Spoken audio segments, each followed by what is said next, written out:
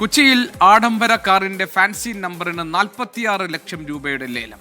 KL7DG0007 എന്ന നമ്പറാണ് 46.24 ലക്ഷം രൂപയ്ക്ക് ലേലത്തിൽ പോയിരിക്കുന്നത്.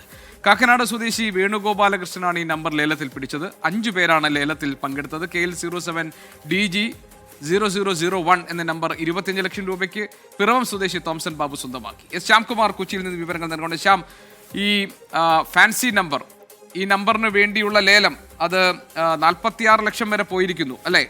എന്താണ് വിവരങ്ങൾ ശ്യാം? GK എറണാകുളം RTOയുടെ കീഴിൽ നടന്ന ഏറ്റവും ഉയർന്ന ലേലങ്ങളിൽ ഒന്നാണ് ഇന്ന് നടന്നിരിക്കുന്നത്. ലംബോഗിനിയുടെ ഉറൂസ് എന്ന് പറയുന്ന മോഡലിന് വേണ്ടിയിട്ടാണ് KL07DG0007 എന്ന നമ്പറിനാണ് 46,24,000 രൂപ വരെ ലേലം വിളി പോയത്. 5 പേരാണ് ഈ ലേലത്തിൽ പങ്കെടുത്തത്. രണ്ടാമൻ 44,84,000 രൂപ വരെ വിളിച്ചു. ഓൺലൈനായിട്ടായിരുന്നു ലേലം നടന്നത്. ഒടുവിൽ ഇൻഫോ പാർക്കിലെ ഒരു കമ്പനിയുടെ CEO ആയിരുന്ന വേണുഗോപാലകൃഷ്ണനാണ് ഈ ലേലം ഉറപ്പിക്കുകയും 46,24,000 രൂപയ്ക്ക് ലേലം പിടിക്കുകയും ഈ നമ്പർ സ്വന്തമാക്കുകയും ചെയ്തത്. രണ്ടാമത് നടന്ന ലേലവും KL7DG0001 എന്ന ഫാൻസി നമ്പറിന് വേണ്ടിയായിരുന്നു.